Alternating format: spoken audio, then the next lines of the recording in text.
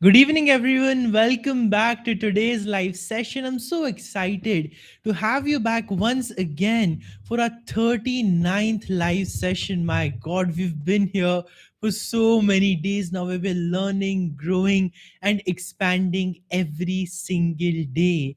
And that's why today I wanted to talk to you about an aspect that we haven't really addressed in our conversations here. And that's the relationships that we have in our lives every single day. I mean, I truly believe this one line that the quality of our lives is defined by the quality of our relationships. It's defined by the way we interact with people and the kind of bonds we create with them. Because ultimately, we are social human beings, we are social animals.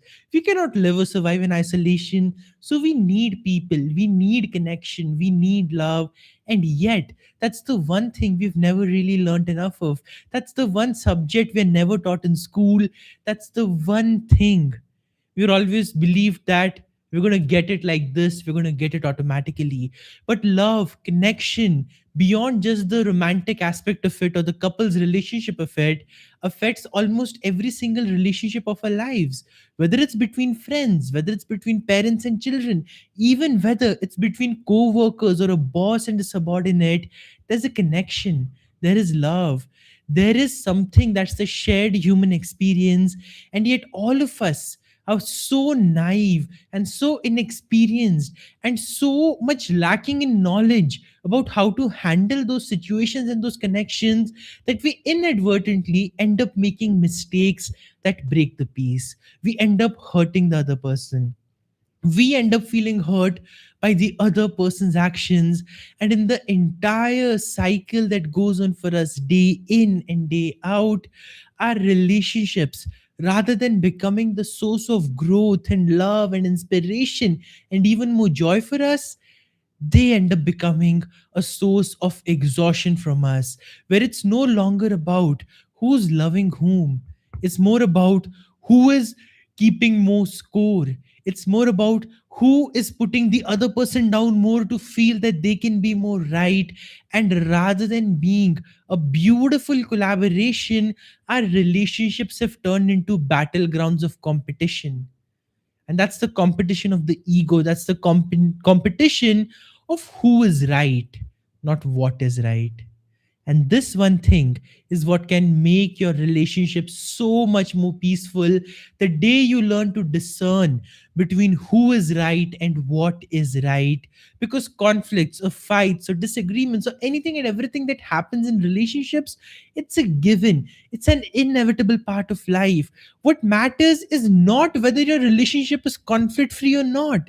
What matters is how do you deal with those challenges when they come up, because anyone can do the good parts, anyone can do the honeymoon phase, anyone can do when the things are going easy. The real test of a relationship is when the challenges come, when the conflicts come, when the disagreements come, when the problems in values come.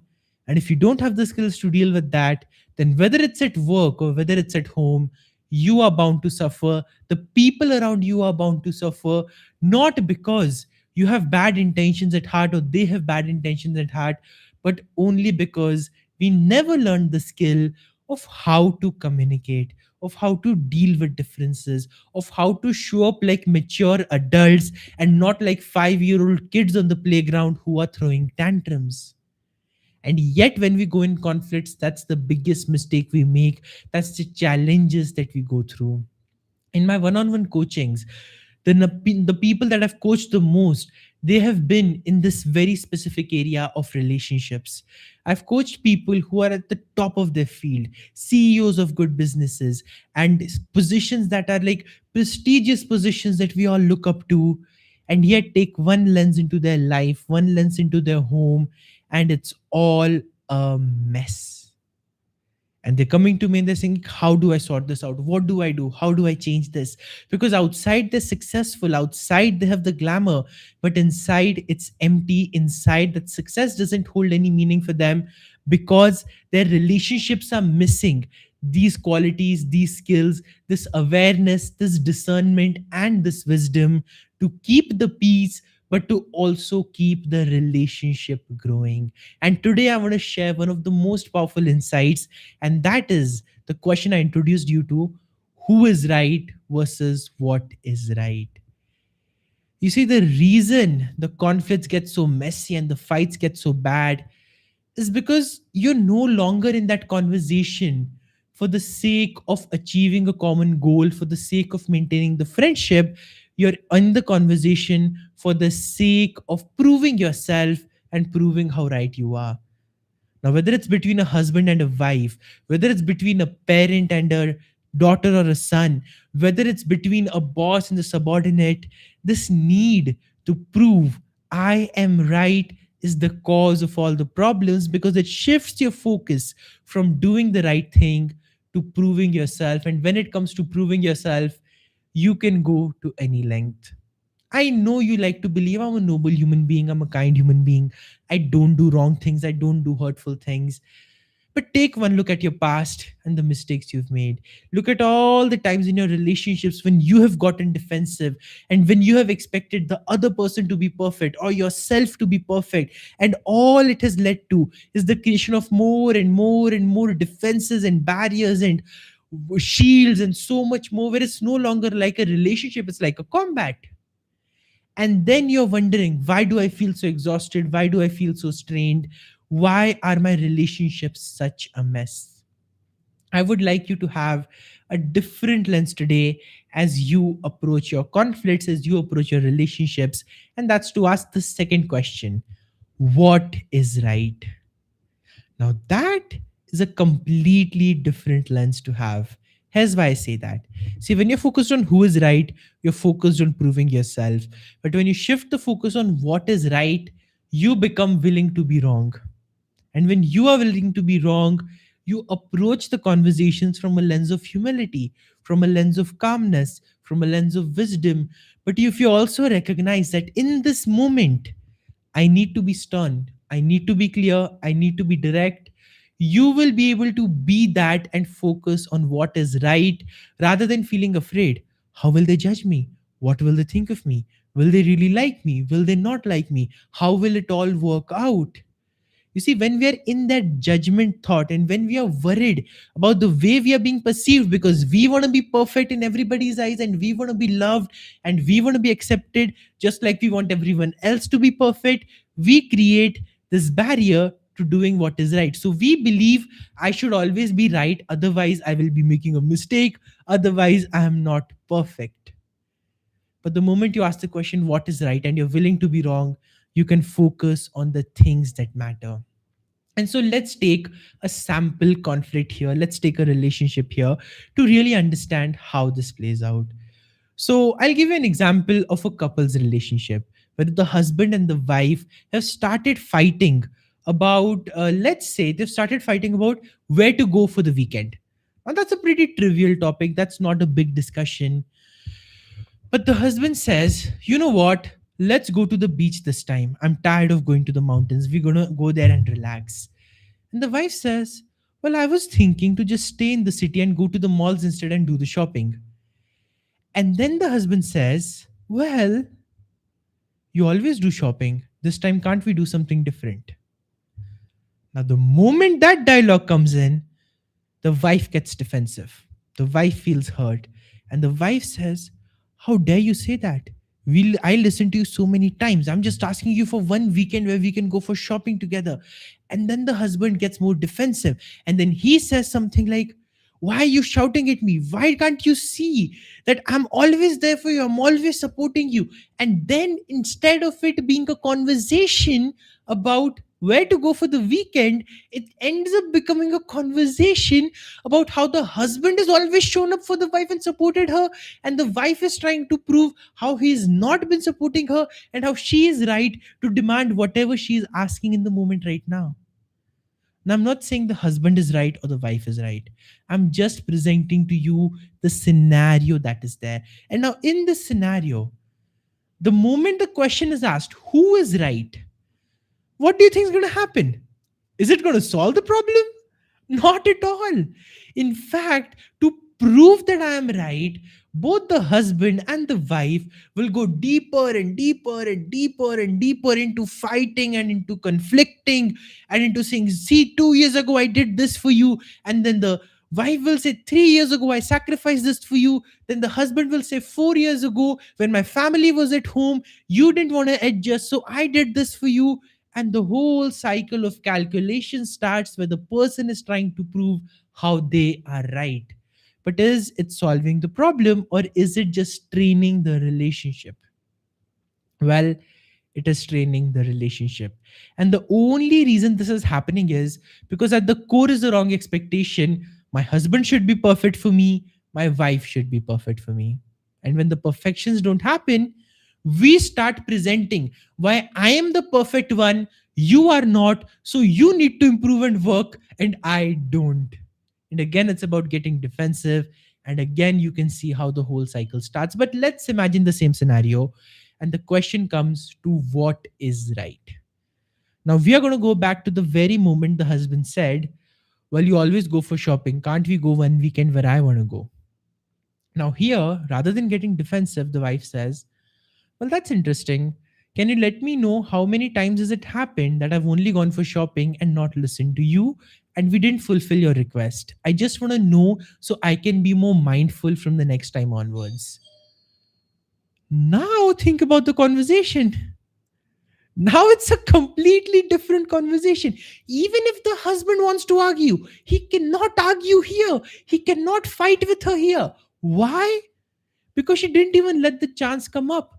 She focused on what is right. She doesn't need to prove to him that she's worthy of his love. She doesn't need to prove to him that she's right. She doesn't need to boost her ego by putting him down. So when she focuses on what is right, an entire cycle of conflict just stops right there. Now, here the gender doesn't matter. Here the role doesn't matter. Here the kind of relationship that is there, that doesn't matter. The question is, are you willing to put your ego to the side? Are you willing to put your need to be perceived as perfect to the side? And are you willing to embrace the fact that human relationships are messy in the context that they exist in? That's just the reality of it. Now, when you accept and embrace that imperfection, you can ask yourself, what is more empowering here? Is the defense and the who is right and the arguments more empowering, or focusing on what is right is more empowering? And you will always find out, no matter what relationship it is, focusing on what is right is empowering, because then it allows you to do something that arguments never allow you to do. And that is to address the elephant in the room, to address the problem, and to communicate exactly what hurt you, why it hurt you, and what you expect differently, and to be able to listen to the other person's criticisms and feedback in the same way. You see, it's not that we don't have areas to improve. We do. It's that when we are told where those areas are to improve, it's an attack on our lovingness. It's an attack on our worth. It's an attack on who we are as a person. I mean, how often do we say, you are just like this? You always behave like this. You always end up creating drama. We say that way too often to people, more than we should. But how often do we say, well, I've noticed a tendency in you, and that is that sometimes, even when situations could be solved easily, you tend to dramatize them a bit. Now, if you're okay with that and if you're aware of that, I'm fine with it. But I just wanted to let you know because it's kind of exhausting my energy and it might be exhausting yours too. Can we talk through this? Now it's about what is right, not who is right. Now it's not about proving how their dramatization of the situation is wrong, how your simplicity and practicality is right. It's not about that. It's about focusing on having an honest conversation on what your needs are, what you expect, and how you want to connect with that person. You see, we don't have a guide, we don't have skills, we don't have a notebook passed on from school on how to handle relationships. So you have to talk about them, you have to open up about them, you have to embrace the imperfections and the messy parts and the uncomfortable conversations. But as long as your ego is involved, you won't be able to do it. The moment that ego steps aside, you will be able to ask what is right and follow through with that action, even if it bruises your ego. Because sometimes The right thing can be going up and apologizing to the person even when they haven't asked you for an apology. Sometimes the right thing can be the moment you realize your mistake, you go and make it up rather than waiting for the other person to break the silence so you can go and say sorry and say how you messed up. Don't wait for them. If you know what's right to do, go do it yourself. Will the other person ridicule you? Maybe. Will they laugh at you? Maybe. Will they call you a tryhard? Maybe.